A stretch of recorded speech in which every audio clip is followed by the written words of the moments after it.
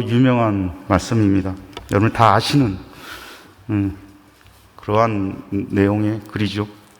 보통 이제 세 단락으로 살펴볼 수가 있습니다. 그런데 이렇게 말씀을 보면 앞 9절과 5장 1절 보면 앞 9절과 사실은 이어진 것을 볼 수가 있습니다. 이제 바다 건너편 거라사 쪽으로 예수님이 넘어갑니다. 바다를 타고 건너가시는데, 우리가 먼저 이제 살펴볼 말씀은 전제된 말씀이 있습니다. 이 말씀을 살펴보기 위한 전제된 말씀은 12절 말씀입니다. 12절 11절부터 4장 11절입니다. 4장 11절부터 12절 제가 한번 읽겠습니다. 예수께서 홀로 계실 때 함께한 사람들이 12제자와 더불어 그 비두에 대어 물으니 이르시되 하나님 나라의 비밀을 너희에게는 주었으나 외인에게는 모든 것을 비유로 하나니 이는 그들로 보기는 보아도 알지 못하며 듣기는 들어도 깨닫지 못하게 하여 돌이켜 죄의 사함을 얻지 못하게 하려 함이라 하시고. 사실 이 말씀이 오늘 말씀 속에서도 전제된 말씀입니다. 예수님이 비유로 말씀하시면서 그 말씀에 대해서 보기는 보아도 듣기는 들어도 그 말씀을 깨닫지 못하는 자에게는 구원이 임하지 못한다라고 이야기를 하고 있습니다. 그러니까 그러한 말씀 속에 하나님 나라의 비밀이 숨겨져 있는데 그 말씀을 깨닫지 못하는 자는 하나님 나라에 들어갈 수 없다라고 이야기를 하고 있습니다. 오히려 구원을 얻지 못하게 하겠다 이렇게 말씀을 하고 있습니다. 그러니까 우리가 하나님의 말씀을 듣고도, 사실은 우리에게도 적용되는 말씀이죠. 우리가 하나님의 말씀을 듣고도 하나님 나라의 그 비밀을 깨닫지 못한다면, 우리가 교회 와서 말씀을 듣든지 아니면 하나님 말씀을 읽으면서도 하나님 나라의 비밀을 우리가 알지 못한다면 사실은 우리의 신앙을 한번 심각하게 점검을 해 봐야 됩니다. 분명히 하나님 말씀 속에 구원에 들어가지 못하는 것이 아니라 들어가지 못하게 하겠다 이렇게 말씀을 하고 계시기 때문입니다. 이런 관점을 통해서 우리가 한번 말씀을 살펴보겠습니다. 이 말씀을 하시기 전에 거라사 지방에 넘어가기 전에 배를 타고 가시는데 그 배 안에서 이루어졌던 말씀이 이제 4장 후반절에 나옵니다. 그런데 예수님께서 하시는 일들을 보고 제자들이 뭐라고 얘기를 하냐면 두려워 떨고 있습니다. 제자들의 모습이 예수님이 하신 일들을 보고 두려워 떨고 있을 때 예수님께서 하신 말씀이 있습니다. 40절에 보면, 4장 40절에 보면 이에 제자들에게 이르시되 어찌하여 이렇게 무서워하느냐, 너희가 어찌 믿음이 없느냐 하시고. 사실 예수님께서 이 비유만 가지고 듣기는 들어도 보기는 보아도 깨닫지 못하느냐 이렇게 말씀하시는 것이 아니라 예수님께서 하시는 일들을 보고도 깨달음이 없느냐 이렇게 말씀을 하고 계시는 겁니다. 여기서 보면 제자들이 그러한 사건을 보고서 폭풍이 일어나서 이 사람들이 두려워한 게 아닙니다. 제자들이 예수님이 그 풍랑과 그 바다를 잠재웠으므로 오히려 이들이 두려워하였다라고 얘기합니다. 그 41절에 보면 그 근거가 나오죠. 물론 이 앞에도 두려워하였다라는, 무서워하고 두려웠다는 얘기가 나오는데 41절에 보면 힘이 두려워하여 서로 말하되 그가 누구기에 바람과 바다도 순종하는가 하였더라. 그런 모습 속에서 제자들이 아직 예수 그리스도가 누구신지를 정확히 알지 못하는 것을 보고 있는 것이죠. 그러니까 예수님께서 하신 일들을 보고 하나님의 나라를 알지 못하는 겁니다. 아직 깨닫지 못하고 있는 것이죠. 그러한 그 연속성에서 보면 오늘 말씀도 우리가 세 가지를 살펴볼 수 있는데요. 그러니까 보기는 보고 듣기는 들어도 깨닫지 못하는 사람에게는 구원이, 죄사함이 없다는 것을 말하고 있습니다. 이제 거라사 지방에 가서 여러분 잘 아시는 것처럼 귀신을 쫓아냅니다. 그런데 귀신이 오히려 예수님을 바라봅니다. 그래서 이제 예수님을 지극히 높으신 하나님의 아들이라고 고백을 하게 되죠. 그런데 이 사건을 통해서는 우리가 이제 또 다른 시각이 하나 있는데,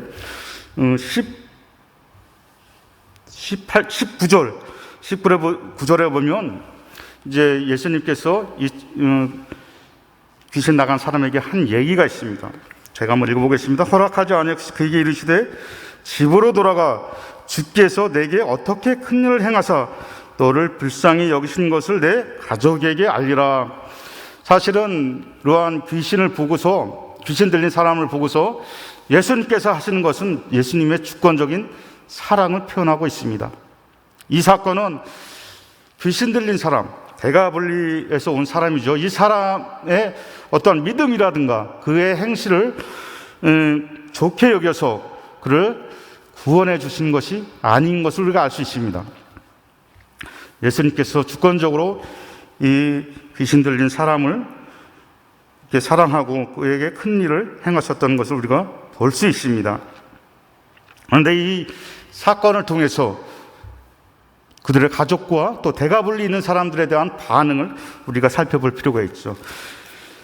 역시 제자들과 거의 비슷한 반응을 보여주고 있습니다. 20절이죠. 그가 가서 예수에게 자기에게 이렇게 어떻게 큰 일을 행하셨는지를 대가불리에 전파하니, 이 가족이 있는 곳이니까 이 귀신 들린 사람이 바로 대가불리에서 왔다는 것을 알 수 있죠. 모든 사람이 놀랍게 여기더라. 그 소식을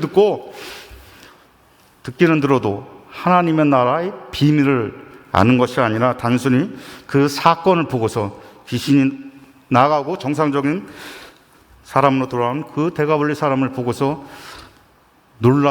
단순히 놀랍게 여기는 것을 우리가 볼 수 있습니다. 하나님의 나라의 비밀을 깨닫지 못하는 것이죠. 이제 두 번째 사건을 한번 살펴보겠습니다. 야이로의 딸을 구원하는 사건입니다. 여기서는 야이로의 그 신앙을 예수님께서 보게 되죠.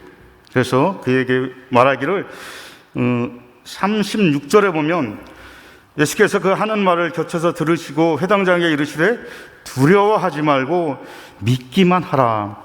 사실 이전에 보면 23절에도 보면 예수님께 나와서 간절히 자신의 딸의 구원을 위해서 기도하는 것을 보게 됩니다. 간절히 구하는 것을 보게 되죠. 단순히 병 낫기를 위해서 기도하지 않고 있는 것을 보게 됩니다. 구원을 위해서, 그래서 그 구원을 통해서 겉으로 드러난 병 고침을 낫게 해달라고 이렇게 말하고 있습니다. 이에 대한 그러한 결과도 우리가 잘 살펴보면 곁에 있던 사람들이 처음에는 예수님이 죽은 그 야이로의 딸을 보고 아직 죽지 않았다, 살아있다, 잠든 것이다라고 했을 때 그들의 반응은 비웃었다라고 되어 있습니다. 40절에 보면 그들이 비웃더라 이렇게 얘기하고 있죠. 그리고 나서 예수님께서 그 소년을 일으키신 후에 그것을 본 사람들이 뭐라고 얘기합니까? 놀랍더라. 42절에 보면 소녀가 곧 일어나서 걸으니 나이가 12살이라 사람들이 곧 크게 놀라고 놀랍더라 라고 얘기하고 있습니다. 오히려 그들의 반응이 귀신보다 못한 거죠. 예수님의 그러한 사역을 봤다면 지극히 높으신 하나님의 아들 예수 그리스도라고 무릎을 꿇고 그들에게 경배를 했었어야 될 사람들입니다. 그러나 그런 놀라운 일들을 보고도 단순히 놀랍게 여기고 있다는 것을 보게 되죠. 세 번째로 살펴볼 사건은 그 사이에 있는 야이로의 딸을 고치는 그런 사건의 사이에 있는 12회를 혈루증으로 알아온 한 여자에 대한 이야기입니다. 인간적인 생각으로 많은 의사에게 자신의 병을 고치려고 노력했지만 아무 효과도 없고 오히려 가난해지고 약해지고 효험이 없고 도리어 그 병이 중해지는 그러한 차에 소문을 듣게 됩니다. 예수님께로 가면 예수님의 옷자락만 만져도 그 병이 낫는다는 그러한 소문이겠지요. 그 소문에 의지해서 예수님을 찾아가 많은 사람들 틈속에 그 옷자락을 만지는 이러한 이 혈루증 앓는 여인의 그 믿음을 이야기를 하고 있습니다. 이야기를 듣고도 이렇게 깨닫는 것이죠. 아, 예수가 이런 일을 하겠구나, 또 들은 대로 되겠구나라는 그러한 믿음으로 손을 만지는 것으로 보게 됩니다. 34절에 보면 자신의 믿음을 통해서 구원을 얻는 거지요. 따라 내 믿음이 너를 구원하였다. 이게 세 가지 관점을 이제 우리가 살펴볼 수도 있죠. 처음에는 예수님의 주권적인 사랑으로 구원을 베푸는 사건이 있었고요. 그다음에 두 번째는 아버지의 믿음을 통해서, 또 이 혈루증 앓는 여인은 자신의 믿음을 통해서 내 믿음이 너를 구원하였으니 평안히 가라, 내 병에서 놓여 건강할지라, 이렇게 하고 있습니다. 여기 이 사건에서는 주변에 대한 어떠한 그런 반응은 나오지 않습니다. 물론 이 여인이 스스로 자신의 고친 것을 보고 두려워하였다라고 얘기를 하고 떨고 있었다라고 얘기를 하고 있습니다만, 예수님께서 그를 평안히 가라 하면서 그를 구원해 주는 것을 우리가 보게 됩니다. 세 가지 사건은 너무나 유명하기 때문에 달리 이렇게 추적할 필요는 없을 것 같습니다. 이제 결론적으로 처음으로 다시 돌아와서 이러한 사건을 통해서 예수님은 자신을 드러내놓고 있습니다. 그냥 숨어서 이런 일들을 하는 것이 아니죠. 그래서 모든 사람이, 물론 이렇게 그것을 널리 퍼지지 않게 하라 이렇게 이야기도 하셨지만, 자신의 하는 일들을 많은 사람들이 보는 가운데서도 이렇게 행하는 것을 보게 됩니다. 그러면 이러한 사건을 보고 하나님의 나라의 비밀을 깨달아야 되는데, 그러한 사건을 통해서 직접 보고 손으로 만지고 귀로 들어도 알지 못하고 있다는 것입니다. 단순히 두려워하고 믿음이 없음을, 오히려 제자와 같은 그런 믿음이 없음을 보이게 되는 것입니다. 한번 우리의 삶 속에 한번 적용을 한번 해보면, 우리가 세상적인 일, 또 주변의 일, 아니면 교회에서 일어나는 일들을 통해서 어떤 사람은 하나님의 역사하심을, 말씀이 아닌 이러한 세상에 돌아가는 것을 통해서도 하나님의 일을, 또 하나님의 역사를 발견하는 사람들이 있습니다. 그런데 말씀을 듣고도, 이 말씀이 요한일서에 보면, 요한일서가 어떻게 기록을 했냐면, 태초부터 있는 생명의 말씀을 귀로 듣고 눈으로 보고 또 자세히 봤다라고 했어요. 자세히 살펴 우리의 손으로 만진 바라. 이거는 나타나신 예수님을 말씀하고 있죠. 그것을 기록하면, 이라고 얘기하고 있어요. 3절에, 요한일서 1장 3절에 보면, 그것을 기록하면 우리의 기쁨이 넘치게 하려 함이라 라고 얘기하고 있습니다. 그러니까 자신들이 겪은 예수님에 대한 그 모든 것을 잘 써놨다라고 얘기를 하고 있습니다. 그러니까 우리가 이런 말씀을 듣고 보고 또 자세히 살피면 하나님의 역사를, 또 하나님의 나라의 비밀을 우리가 알 수 있다는 것입니다. 그런데 우리가 하나님의 말씀을 수십 번 읽고 또 수십 번 듣고 해도 하나님의 나라를 이해하지 못하고 또 그것을 받아들이지 못하고 있다면, 정말 하나님의 나라에 들어가는 것이 아니라, 제가 말씀드렸다시피 하나님에 들어가지 못하게 하는 그러한 우리가 처사를 받게 된다는 것입니다. 그러니까 그럴 때는 우리 신앙을 한번 점검해 봐야 됩니다. 뭐 때문에 우리가 하나님 말씀을 깨닫지 못하고 있는지 한번 점검해 봐야 됩니다. 그리고 기도해야 됩니다. 그래서 물어보기도 하고 책도 사서 봐야 되고, 그래야 하나님의 뜻을 조금이나마 이해하고 하나님의 비밀을 알게 됩니다. 그러나 우리 교회 수준 정도면요, 한 번만 들어도 이미 기초적인 것이 다 되었기 때문에, 특별히 이 새벽 기도에 나오신 여러분들은 한 번만 들어도 하나님의 뜻을 다 이해할 정도로 성경은 또 쉽게 기록되어져 있습니다. 이제 한 해를 마무리하는 이제 12월이 코앞에 다가왔습니다. 우리가 하나님의 여러 가지 어려움 속에서 하나님의 말씀을 듣는 그러한 예배를 잘 이제 드리지 못하는 그러한 처지에 처해 있지만, 그래도 우리가 항상 말씀을 가까이 하고 하나님의 말씀을 이해하려고 노력을 해야 되고요, 하나님의 비밀을 깨달으려고 노력을 해야 됩니다. 그래서 예수님이 말씀하신 것처럼 듣고 보고 하나님의 비밀을 잘 깨달아서 우리의 이웃들에게 증거하는 그러한 삶으로 살아가야 됩니다. 이제 한 해를 잘 마무리하면서 2022년도를 우리가 잘 또 믿음으로 바라보면서 하나님께 늘 영광과 또 기쁨을 드리는 그런 삶으로 나아가는 우리 강성의 모든 식구들 되기를 주의 이름으로 축원합니다. 기도하겠습니다. 하나님 아버지, 은혜를 감사드립니다.